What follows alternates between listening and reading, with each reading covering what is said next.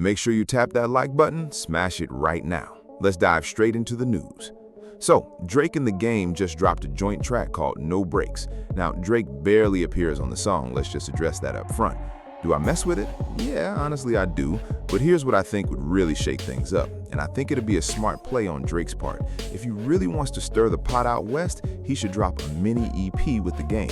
4 tracks, that's it. Bring The Game back into the spotlight for the rest of the year. Honestly, he should have done this back at the start of summer.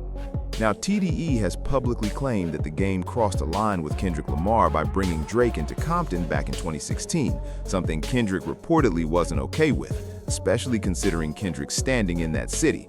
So if I were in Drake's position and wanted to really get under people's skin, I'd hand The Game more spotlight. Give him a couple of major records he could really run with, basically let him take the reins for the rest of the year. That move alone would drive them up the wall, because it's obvious neither Dre nor TDE has any love for The Game. They left him out of the pop-out event entirely, they don't include him in anything. It's practically an unspoken feud at this point, and that kind of power move would genuinely irritate Kendrick. Meanwhile, The Game himself is trying to stay above it all. He said people are reaching with these theories. If he actually had beef with someone, nobody would need to speculate. They'd know right away. He's called out people online for blindly following narratives instead of forming their own opinions, and pointed out that no rapper in the industry actually wants smoke with him. Everyone, including fans who know his catalog, understands he doesn't get nearly enough credit for the body of work he's built. He's also mentioned that he repeatedly asked Top Dawg for the chance to sign Kendrick Lamar himself, though honestly I don't think he was ever really in a position to make that happen. Still, you have to ask, what major artist actually came out of The Game's camp? He held down the West Coast torch for years before eventually passing it along to Kendrick. Switching gears, 50 Cent is now facing a lawsuit from Diddy over that Netflix documentary. He also weighed in on the ongoing situation involving KFD, especially with new rumors circulating that Diddy could potentially face criminal charges connected to Tupac's murder. This comes after people like KFD and even law enforcement have suggested there could be a link, with Suge Knight recently claiming that KFD told him Zip was allegedly paid $1 million by Diddy to have Pac taken out. 50 Cent responded with disbelief, shaking his head at the whole thing, saying that supposedly Zip pocketed the money and never actually passed it along to whoever it was meant to carry it out. Make of that what you will. On a lighter note, G-Unit's new sneaker line dropped and sold out within just a couple of hours. Somewhere out there, Rick Ross is probably fuming. New footage has surfaced of Julio Fulio's killer, Sean Gathright, who looked completely composed in court like he'd learned his lesson and everything. But behind the scenes, he's shown mouthing off at officers, saying he wanted to hit them, acting like a defiant kid, as if the situation calls for that kind of attitude after committing murder. Well, they restrained him completely and hauled him off, and now he's serving a life sentence, probably somebody's property behind bars at this point. Logic is heading out on tour, and he's doing something pretty clever with it, letting fans actually vote on the set list. That's genuine fan engagement right there. Instead of dictating everything to longtime supporters, he's letting them shape the experience. Smart move, honestly. His next documentary's dropping soon too. We'll see how it turns out. There's already been some studio leaks floating around, different tracks getting previewed here and there, and from what I've heard, it sounds promising. I'm curious to check it out myself. Young Thug might be facing another civil trial tied to that 2015 tour bus shooting involving Lil Wayne, this time from the driver. And honestly, that tracks, because it seems pretty clear Thug's camp had some involvement in that incident. Down in Tallahassee, Florida, rapper Wiz Haven was sentenced to 10 years behind bars today. Honestly, the only thing I really know about him is a feature he did with boss man D-Lo. He's got a modest underground following, probably concentrated locally.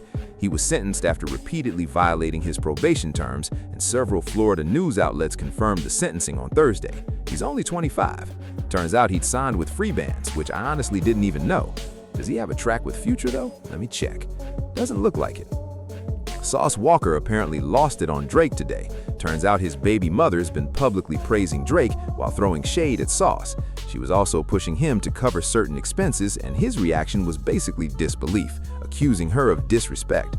Every time Drake's name comes up, this guy completely spirals, loses his composure entirely, and Drake's probably somewhere enjoying every second of it, thinking about how he's taking care of her rent without even blinking. Wack 100 also gave a full explanation of why he's on good terms with Big Meech. Apparently, Meech approached him directly, man to man, and made it clear he wanted Tammy Coles handling everything, and that's exactly what went down. He owned it, no games. Wack also threw out that he considers someone connected a snitch, so if Meech was tied to anything, at least he stood on it honestly. Wack's takes are all over the place lately. J. Cole's manager opened up about why his Love Yours performance hit differently recently. Turns out he met the family of a fan who had passed away, whose final wish had been to see him perform. Cole reportedly spotted the family in the crowd right before launching into the song and noticed the sister holding a coin, a moment people are reading as symbolic. Whatever your take on it, that kind of thing would understandably move anyone.